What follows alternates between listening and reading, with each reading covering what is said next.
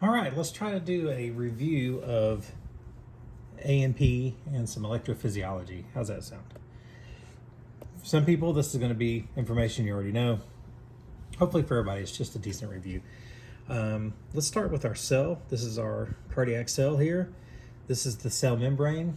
It's important to remember that calcium plays an important role in keeping the cell membrane together, plays an important role with the movement of electricity, like how fast, the velocity of depolarization, and it plays an important role in how well the muscle cells contract. So calcium plays a really important role in the movement of electricity and the force of contraction. Our number one intracellular ion is potassium. This looks like a OK to me. So whenever someone asks me the question, what's the number one intracellular ion? It's easy for me to recall it's potassium because it's shaped like an OK. Well, you know what I'm saying. Our number one extracellular ion is sodium. And depending on what book you read, I've seen concentrations of 3 potassium or 3 sodium, for 2 potassium. I've seen 4-to-1. So it really depends on your reference material. But it's just important to know there's more potassium inside of the cell than outside, and there's more sodium outside of the cell than inside. So number one extracellular ion, number one intracellular ion. On the cell, there are channels. There's channels for the movement of potassium, there's channels for the movement of sodium, there's channels for the movement of calcium. I'm going to draw just some different channels here. And it allows for the movement of these electrolytes across that membrane into the cell. You can see here with the sodium, I've drawn 2 different sizes. We have these small ones that are slow sodium channels and these big ones that are fast sodium channels. And there's also receptor sites on those cells. You have receptor sites that are receptive to acetylcholine. You have receptor sites that are recepting norepinephrine.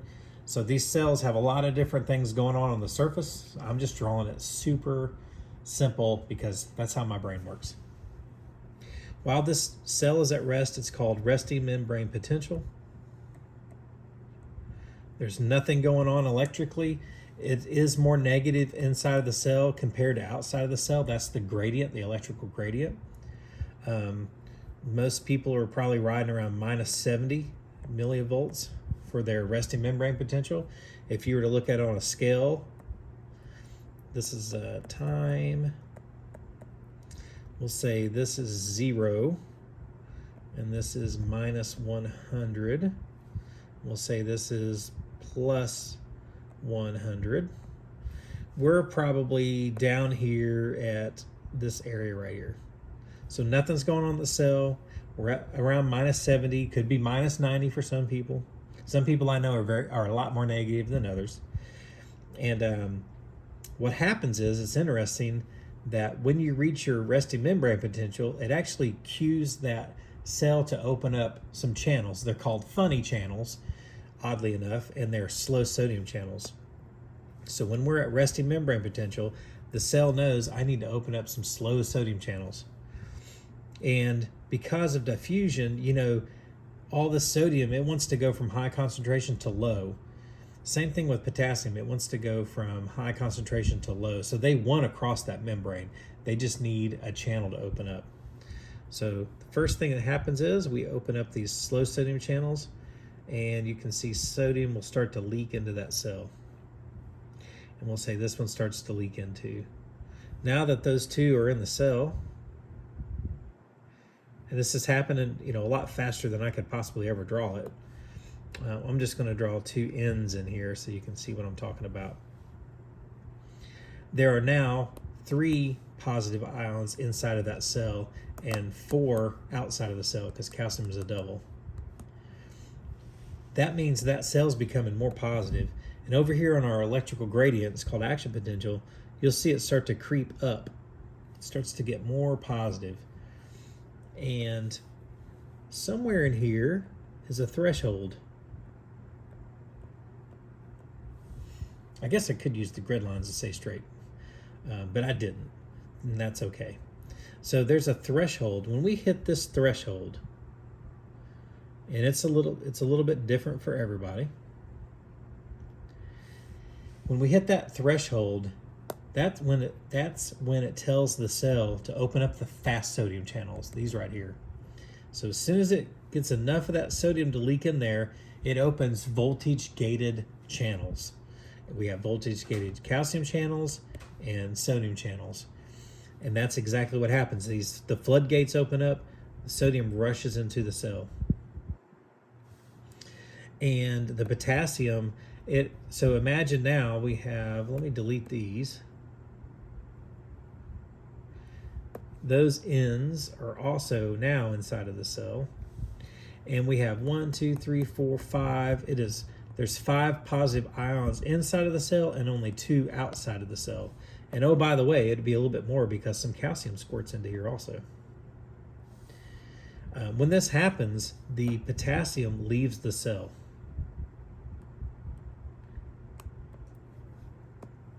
So I'm just going to kind of redraw this just to try to make it visually make a little bit more sense. We have all 4 of those sodiums in here.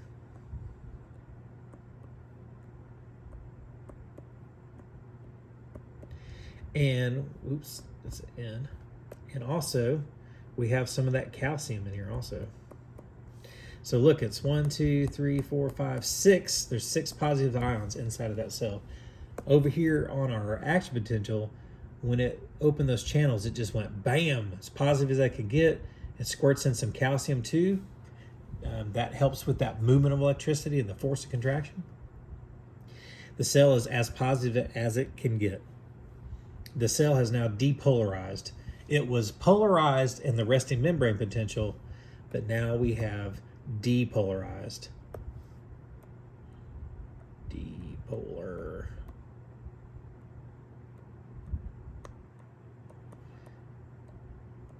So it has fired off. You'll hear paramedics saying that it fires off its impulse. It has went more positive than negative, and it created that spark of life. Over here on action potential, this was resting membrane potential. This is where the slow sodium channels open. We hit the threshold, and as soon as that threshold, that voltage gate happens, the sodium rushes into the cell. Boom! It becomes very positive, and so also some calcium. And then now this cell is depolarized. We have to reset this cell, which is called repolarization or reset. So with repolarization, I don't know why that was on. No, thank you.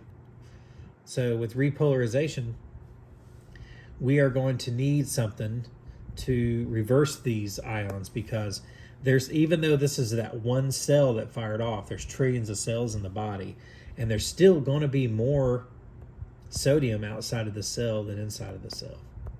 So we don't exchange all of our electrolytes at once, thank goodness. And there's still going to be more potassium inside of cells than outside of cells. This is now free potassium. So the cell, when it's outside of potassium, when it's outside of the cell, is now free. And when you have too much potassium outside of all these cells, it's called hyperkalemia. And that leads to the slowing down of muscle function. So we'll talk about that a little bit with diabetics. With renal failure patients. So you need something to kick in a pump that's going to pump this sodium from low concentration to high, and that's called adenosine triphosphate. Adenosine triphosphate. It's also called the sodium potassium pump. It's an active transport pump, so that goes well with that. What ATP does is it pumps the sodium out of the cell and the potassium back into the cell. And just kind of erase these. And I'm going to change these around a little bit so the potassium goes back to where it's supposed to be. And same with the sodium.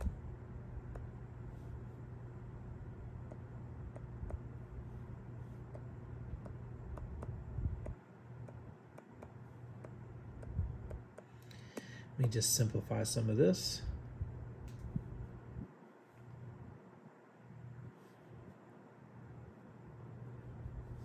So this is called repolarization.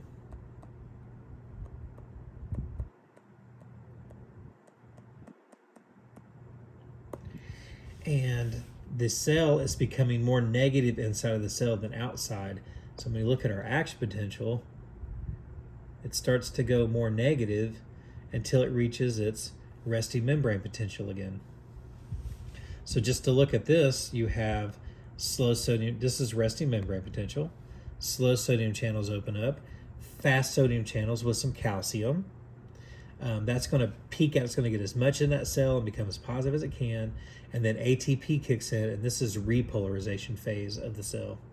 We're going to return it back down to its baseline, to resting membrane potential, which then signals that cell to open the slow sodium channels again. So those are more voltage gates.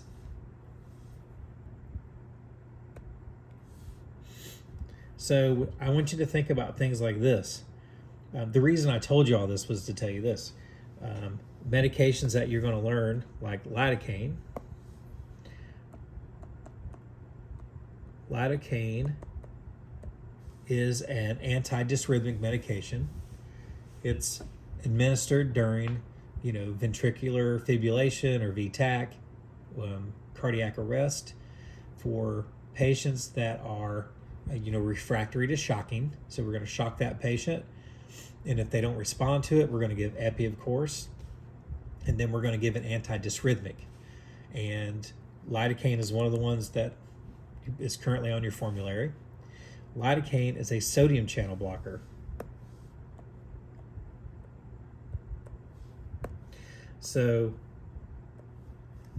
but it doesn't block slow sodium channels, it blocks the fast sodium channels. So over here in our chart, our action potential, I like to picture this as lidocaine. Lidocaine affects this part of the action potential. What happens is when the cell starts to leak in the sodium and it becomes more, I'm going to draw it in a different color. It starts to become more positive. It then, if we've pushed a dose of lidocaine, we are unable to reach this positive firing off because it's blocked by sodium. By a sodium channel blocker. And it will return back to its baseline. So in essence, what we've done is we've raised the threshold. So you would have to get this electrical impulse to get all the way up here for it to fire off its impulse.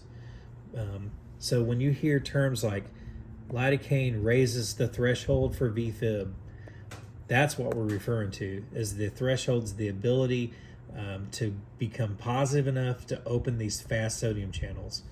So in essence, your electrical gradient would have to get all the way up here before it would then key those channels to open up. Well, maybe, let's go back to here.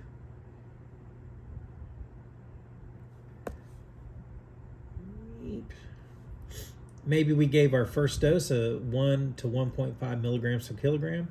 That's the first one. The patient's in VFib, we give them the lidocaine, and sure enough, they're still in VFib. So they're still firing off. Well, we'll give another dose of, I'm trying to think of how to best draw this. So let me go back to talk about VFib for a moment. VFib looks like this on the monitor. It's all over the place. Wavy, gravy, complexes. The heart, the ventricles, in essence, are quivering. They're firing off hundreds of times a minute. It's not like your normal 60 to 100 times a minute. So we're going to shock this, and then after we shock it, if it hasn't changed, we give some lidocaine. The whole idea is every one of these things that fires off an impulse, there's hundreds of them. It could be due to an irritable site down here in the ventricles. So let's say this area down here is our irritable site in this left ventricle. We're going to give them that lidocaine, and we're going to make these sick cells, make it harder for these sick cells, and sick usually means they're hypoxic and they're irritable, make it harder for those to fire off. And we're going to do that by raising the threshold. And so it'll look something like this. Here's our initial threshold. I'm going to try to stick to the lines this time. The cells, boop, they're constantly doing their thing, right? Hundreds of times a minute. Well, we give a dose of lidocaine. Here comes our thing. We give this dose of lidocaine, milligram per kilogram, 1.5. But it still fires off. It still gets past there, fires off. So we'll give another dose. We'll give another, say 1.5 milligrams per kilogram, another 150 milligrams. So we reach our max. Our max dose is 3 milligrams per kg. Can't draw on that spot. I don't know why. There we go. And what happens is it makes it even harder. We raise that threshold even up higher. Maybe that was enough to work. And instead of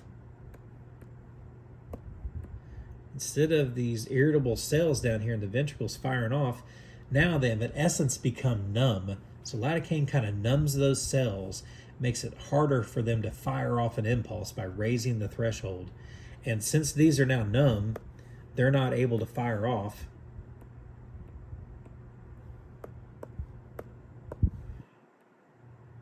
It prevents them from firing off. It allows for the normal return of a rhythm by allowing the SA node up here to take over pacing the heart again. So let's say, though, that you don't know what you're doing, and you don't know your drug doses, and you decide to give the patient 600 milligrams of lidocaine. So imagine now we have this huge stack of lidocaine that we've just given our patient. And some services carry, a couple of grams of this stuff for hanging drips and things. So let's say you gave them all that. Guess what happens now? Now they are unable for any of the cells of the heart to fire off. So we've completely wiped out all the electrical activity because it cannot fire off due to the lidocaine. And we go from a patient in, VFib to absolutely flatline. So, and it takes 90 minutes to metabolize lidocaine. So you can kill your patient by giving them too much lidocaine. All right, so let's look at some other ones. We just talked about lidocaine. Now let's talk about amiodarone. That's another big antidysrhythmic that we're carrying. Amiodarone predominantly blocks the reuptake of potassium. So I'm just going to return this back to where it was.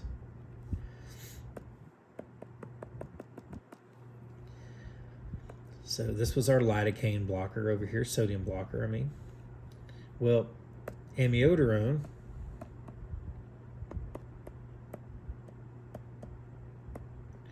which we give 300 milligrams, 150 milligrams. We can't repeat that. So that actually affects over here during the ATP. When the adenosine triphosphate kicks in, it actually blocks the reuptake of potassium. Now, it also has some sodium channel blocker capabilities, but it's predominantly blocking potassium channels. So it's a potassium channel blocker.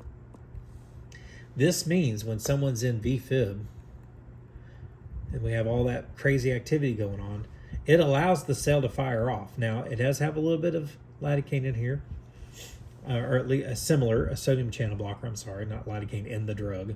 But it allows the cell to fire off, but it slows down repolarization.